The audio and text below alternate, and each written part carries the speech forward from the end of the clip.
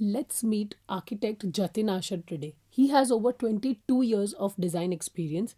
He designs specially for education. He designs schools, colleges, and institutions. Also, he has his own interior design course in Mumbai. We welcome him wholeheartedly today on our podcast, and he's going to share insights on acoustics and spaces which are specially designed for children.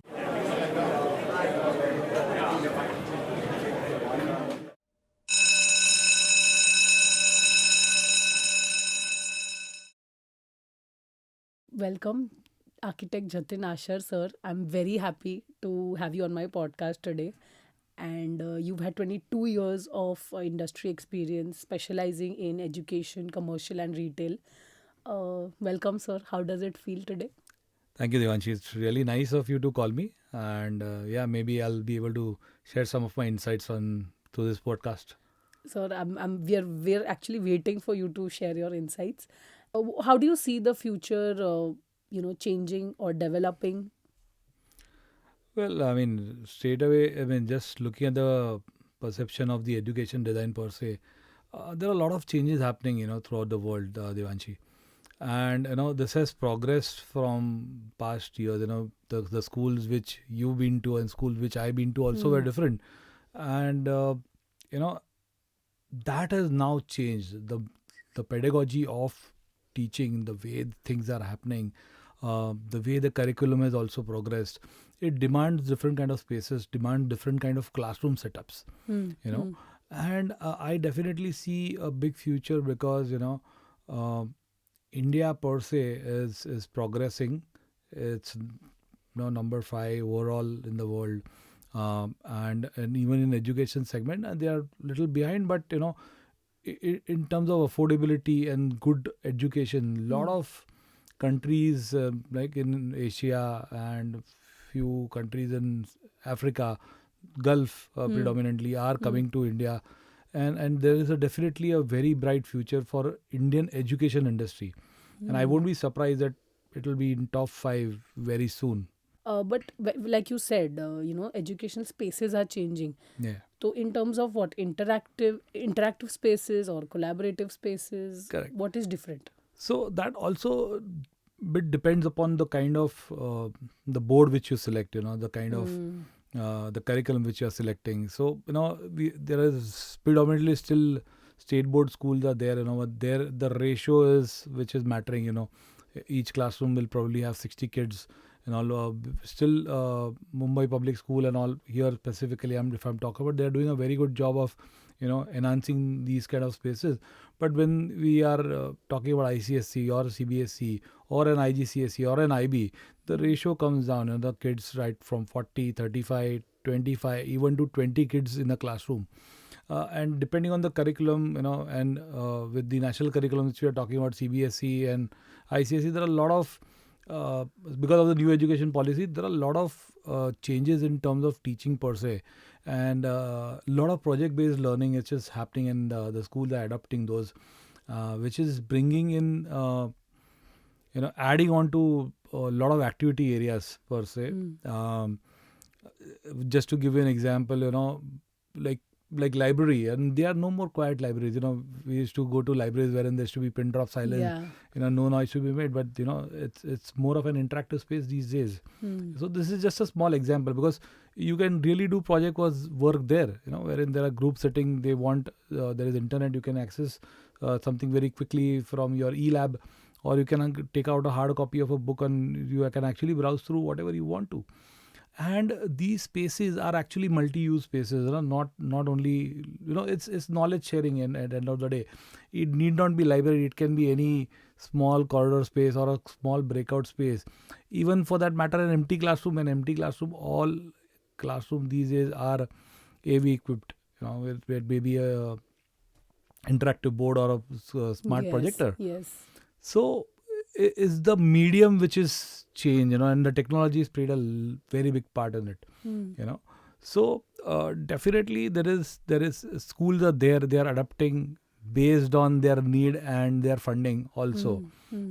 But yes, these spaces, the multi-use space is the game as far as India is concerned, because FSI is very expensive.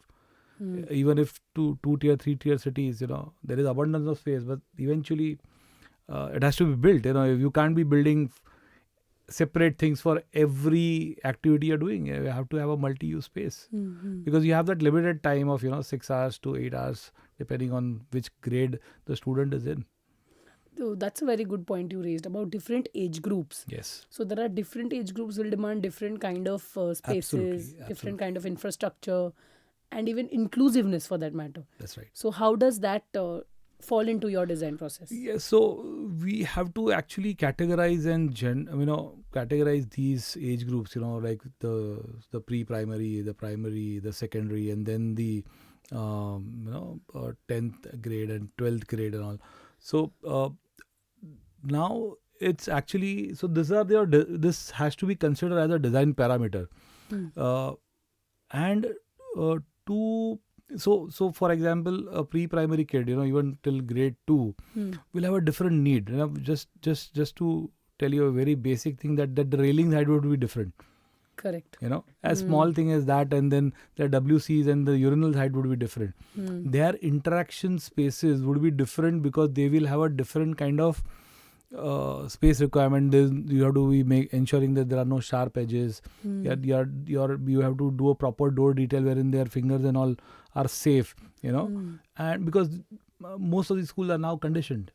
So air conditioning there, you have to ensure that the doors are closed and all that. But I mean, this is just as far as the design parameter are concerned. There are much more to it just than the design parameter, because the way they learn is different than the way the seniors would learn. They will need more of the hands-on kind of a thing. They will need some arrangement wherein it's like a cave type of arrangement, where the teacher is sitting like a small storytelling session, wherein she is kind of narrating things to kid, like a small amphitheater setup. They will need to develop all their skill sets. They want to pull, they want to balance, so all their sensory organs also has to so it's a development process, and then we need, as designers, we need to help them achieve this. Even materials will be different. Absolutely, materials different. The height of the TVs, where the vision angles, where how they can see, the furniture heights, how they will eat, all that will matter. And then this is the designer's job to actually get this right at the concept stage itself, to kind of then detail it out, so that it is executed in a manner which is there. Similarly, for elder kids, they will need more collaborative spaces. All kids these days are fast with internet and all kind of gadgets. They all have iPads. Absolutely. So my kid was operating a tab when he was 3 years old. So I mean, so they are really fast, even faster than us at times. So they need then that kind of space wherein they can just pull out a laptop or an iPad. They can quickly gather this information. I mean, you'll be surprised the way they work on these presentations, and the kind of information they share with each other is really fast and good. We've been deprived of those, although we are millennials. Internet was there when we were there, but as kids. But the kind of speed and the kind of content which we find these days on the net, and which is more relevant also to the education, is there. And then again, coming back to the point that different age groups have different needs. Collaborative spaces and multi-use spaces is the key to any education building. Not only schools, it may be an MBA college, it can be an engineering college, for that matter, any education campus for that matter. Correct. And because talking of all age groups, inclusiveness, say for example a special child, right, or somebody who's disabled, somebody who's physically disabled, or even for that matter autism. So all these also have different requirements. Yes, it does. But that is not only for the education campuses. Our NBC specifies that there has to be any building has to be assisted friendly, and even for that matter, if the person is visually impaired, that has to be incorporated. There has to be lanes, there has to be markings in the flooring. A lot of things you can go to an extent to actually get this thing right. And it's designer's responsibility to do so. So what like you're saying, for the visually impaired, braille ho gaya, ya fir, those markings ho gaya, they are there in regular schools as well, or now it's all inclusive? I've not seen people incorporating, especially this for the visually impaired, but otherwise assisted friendly kids on wheelchair or with special needs, apart from the vision, it's all there. Hmm. So there are a lot of users also involved. Say, for example, I'm a teacher, and even I have the admin staff. So they also have their own requirements. It's not only the student ultimately. That's right. So even that is changing, or that has stuck to its conventional use. Of course, that has changed a lot, because let's face it, end of the day, the viability has changed. The kind of fee structure and infrastructure which school permits, and just to give you a small example, if today, if a average parent is earning some reasonably good pay package, they will not send their kids to a school which doesn't have infrastructure and a fee they feel which is below par what they is their expectation. So it's all correlated. So their admin staff and everything also, there is it is a little bit of show business also. I'm not completely denying that, but then the parent will kind of get impressed. That can only get you students for a couple of years, but then your base infrastructure, your base curriculum, the teachers is what will actually make a school successful. So, but yes, admin, there is a lot of changes. The way now, you don't kind of go pay fee over the counter and all that. Correct. Although there are provisions made, but it's all online. It's all they maybe take post-dated checks or something, or it's all online. Those counters which we had, yeah, those no, 8-9 no, counters it's like a no, railway no. ticket. It That doesn't. era has gone. It's eliminated to a very large extent, I would say. Yeah, and one more thing is which I generally take care in my design requirement is the class 4, the nannies, the peons, who are actually the backbone. Who are without which the school won't function well. And to take care of them is also equally important. When they come, where do they go, where do they change, where the restrooms are, their restrooms are there, their locker rooms should be there. We need to have proper janitor closets. Otherwise you'll finally end of the day you'll see brooms and sticks lying in the corridor or some convenient place where you would not like to see them. So these are small points, but we as designers should take responsibility and kind of work these out, considering a functional school or a functional education campus. So I mean, holistically, yes, we should be taking care of it. Correct. So you have done various categories, I assume. Right. When it comes to, like you said, pay package. So infrastructure of school A will be very different from infrastructure school B. Yes. Say, for example, A is probably a higher, higher pay package, and B is of, say, a lower fee structure or something like that. So the material specifications, everything will be different. Yeah, to a good extent, yes, I would say that, because as basic as blackboards or whiteboards to the interactive boards and all that. So yes, there is a lot of difference. So in the design, there's a lot of difference. See, finally, end of the day, if there is no budget, you won't be able to spend it. I mean, so that is the brief is actually the crux, and then I mean, with all these years of experience in designing the school, I understand of what if somebody tells me this is the fees which you are proposing, I exactly know what to propose. Correct. So I think that was the question. Okay, say for example, the fee structure of school A and B is different.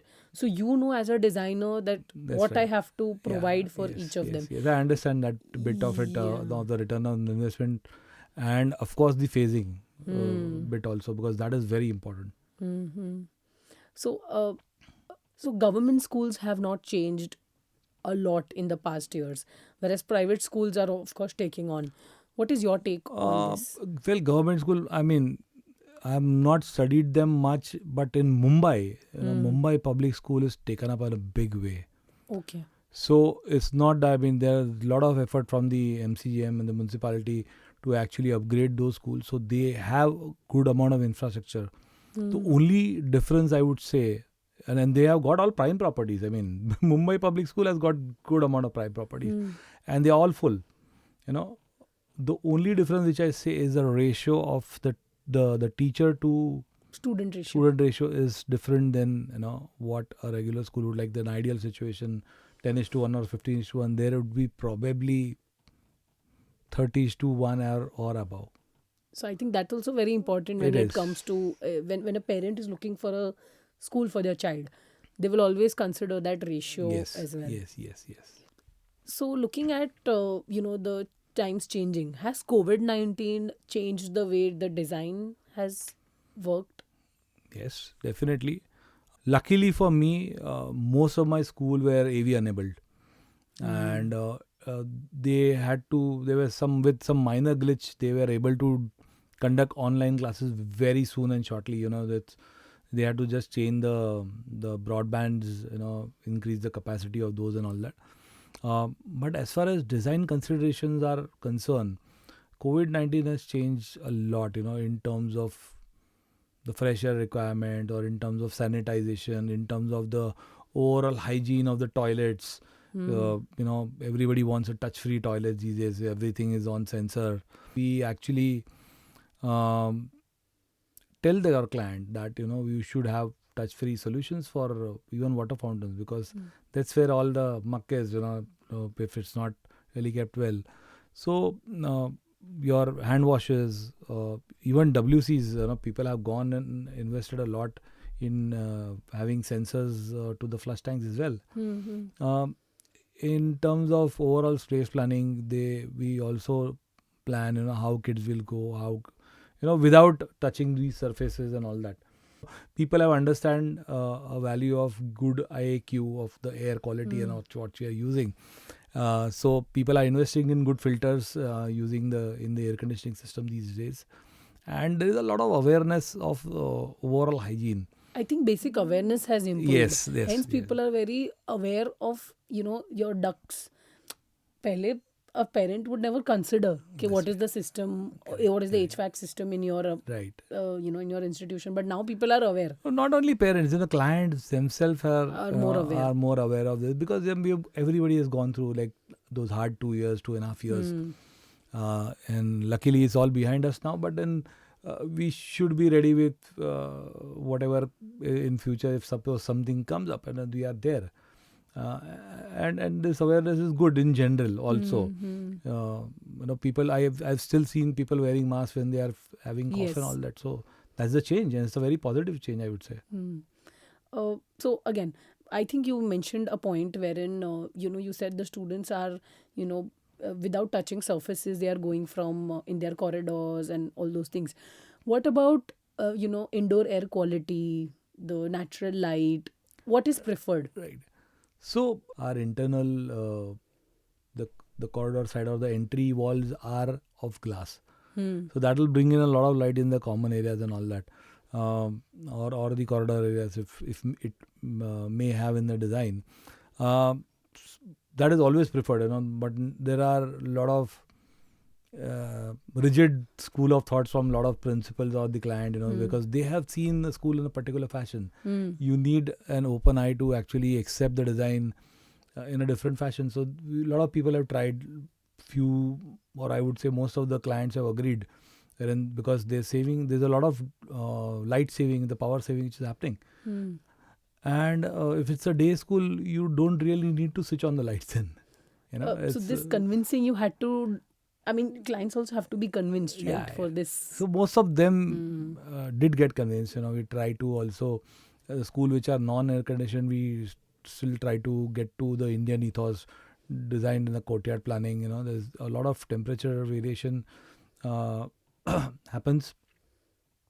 Plus, what happens is that so whenever you're coming from outside, there's a definite drop of temperature when you come inside. If you have something courtyard type of planning, or something which is more ventilated than a regular enclosed school. So that is one aspect of it. And light, as I told you, that once the inside also is open, or some amount of glass which actually pilferage light, outside light inside. There is a good amount of vibe in that. There's a different vibe altogether. Being in the artificial light throughout, and having a natural light makes a lot of difference. I think it makes a difference in the productivity of the Absolutely. learner as well. So that Absolutely. learning experience also must be changing. Absolutely. Okay. And again, talking of learning experience, is there any one space or a part of the institution which you've designed which positively impacted on the learning experience, and you know of that? Right. So there are multiple examples, but I would like to mention one of my projects, that is a school in Nasik. So it's actually supposed to be designed for a G+7. Okay. Because eventually it will come in the municipal corporation, and then the FSI will enhance and all that. So there is a commercial viability to it. But then right now it is designed in a module. Module in such a way, wing-wise planning and with a central courtyard. So as I was mentioning that Nasik otherwise has a hostile climate. It's quite cold in the winter and it's really hot in the summer. Luckily we have summer vacations there, so kids don't have to really face that summer. But the moment you come inside the school and with that courtyard and the scent, because hot air always rises up. We Correct. all know that as a designer and technical person. So that cross ventilation, Devanshi, really helps to create a micro environment in the school. And that temperature variation and because that air is circulating, the kind of freshness it brings, because there's a different amount of oxygen level altogether, right? So that particular school is my personal favorite, and because it's naturally ventilated, and it's a large campus. It's nice. It's a bit undulated, so we have taken advantage. We have made some amphitheater along the stepped area, and then overviewing the big running tracks and all that. There are a lot of acoustical requirements because, of course, it's a classroom. There are so many noisy students. Right, absolutely. So what is that? So it's again, definitely I think the classroom acoustics are required. I mean, just like period. This is it. Like you have to do it. We were not privileged to actually have any classroom acoustics when we were in school. At least not me, for sure. And again, being part of the state board, 60 kids in a class was very noisy. And so the noise is again the humming and the echoing, because all reflective surfaces, whatever teacher used to say, it was difficult for last few benches to hear that because it was resonating. And there was a lot of noise from outside as well. So you need to treat both. It's not only the inside noise, it is the outside noise also. So your windows and all has to be kind of really airtight, and so that we don't really need a studio kind of an thing where you have to deaden the sound or something, use a text sound or something like that. No. But then a basic absorptive surfaces which are required in the classroom for sure. Again, considering now that the pedagogy is as such that there are a lot of AV equipment which have been used while teaching. So there are a lot of videos, I've seen that a lot of videos being played in the classroom. So there's a lot of sound system otherwise also being used in the class, and in general when teacher is speaking. So there is a basic need of absorptive surfaces. Now whether you do in terms of flooring, the carpet, or maybe ideally should be the opposite wall, wherein if the teacher is standing, the right opposite wall should be absorptive surface, or it can be an absorptive ceiling as well. Because the classroom sizes are not very big, it's a range around 500 square feet. This should work, unlike very technical rooms like any other AV rooms or auditorium or something Or like in any something like a music room that. nowadays. Yeah. So music room, of course, you have to take care of the floor, the sound waves which are carried from the RCC floor also. So that in classroom it is not required, because you are not really playing you're not playing the musical instruments that way. So it does very fine, but I really recommend to do classroom. But again, clients have their own budgets and kind of pluses or minuses, but I try to incorporate this is most of my design. So even furniture also has to be absorptive. And what kind of furniture would you recommend in a classroom? Well, I mean, not absorptive for sure, but as I told you, the FSI is really expensive, Devanshi. In Mumbai or in anywhere, the built spaces are a good amount of cost. So multi-use space will obviously need multi-use furniture. So today all these, unlike the benches we used to have, we have 1:1 kind of table and chair arrangement, which can be, they are of different shapes, sizes, and the ergonomics is different. We do think about ergonomics, and that is what should be. The children are going to sit there for hours together, doing different activity though, but still, it has to be comfortable, and it has to be clubbable, and not only clubbable. So clubbable is forming different formations to have a activity running in that same space. So that is one aspect of it. Second aspect of it is has to be maintenance free. Okay, so a surface which is easily cleanable. There should be good amount of bushes on the leg so that it doesn't scratch your floor. And the most important thing, it should be stackable. Because how do you clean it otherwise? Otherwise the class 4 guys who are going to cleaning and they're going to keep on dragging it, scratching it.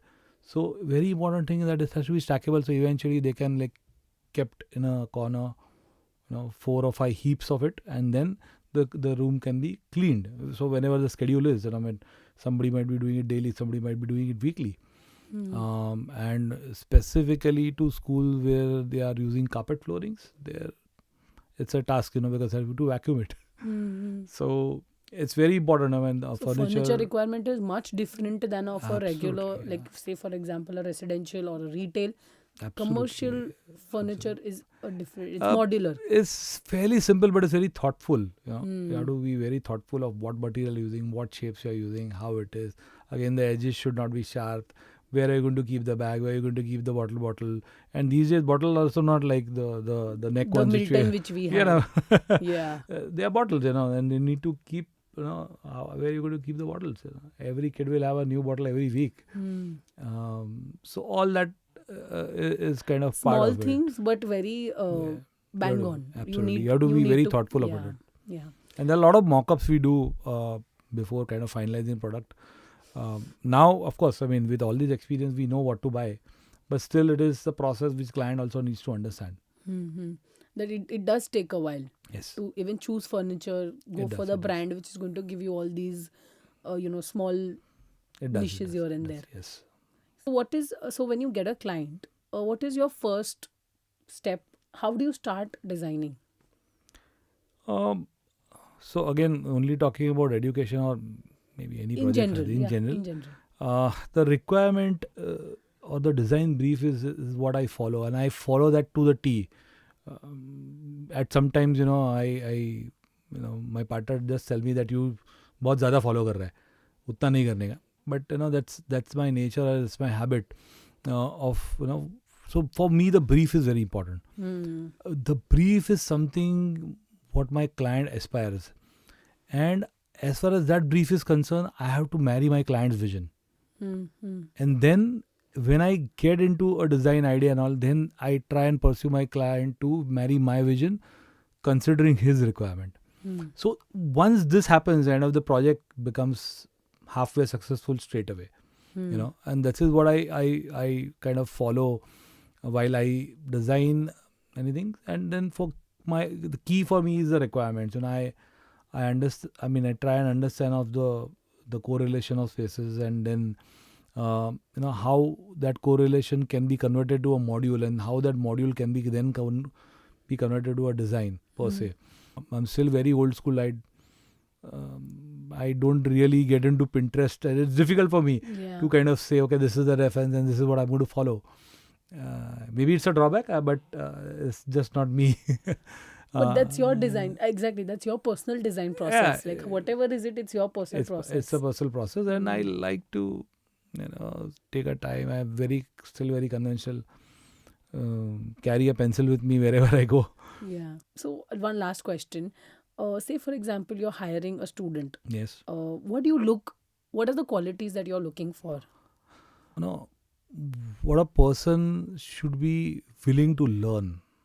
That is the first and foremost quality which I see, because it is an endless process as far as design is concerned. Why only architecture, I would say. they should be ready to learn. That willingness is what kind of impresses me, or I feel that I should be giving back to this student or a person, any person, or Any maybe intern also for that yeah. matter you're hiring. Yeah. So that is the first thing, and then basic skill sets. I don't ask them to use any software or something. I just ask them like the basic, just sketch a section for me. This is the plan. Just sketch a section. Just there's a sketch. The strokes will actually make me understand how deeply they understand the subject well, depending on the pen thicknesses and the what they are using, what kind of understanding they have of a structure. So that's generally my deciding point. Whether, see, if they are able to do these basics well, Devanshi, they will definitely adapt and do other things properly. That's what my take on this is. And yeah, I mean, I think I have done well in that. Again, you're old school when it comes to even choosing a person who's going to work for you. Yeah. Like, एक section करके दिखा. देखते हैं what are your देखते हैं, basics. what are So I basics. think it's a very good Yeah, process. basics. See, end of the day, I mean, you learn whatever software. And not that I am very good with iPads also. But pencil is never going to let you down. Wherever you go, your pencil is there. Yeah. And the logic to do something with that pencil is always going to be prevailing.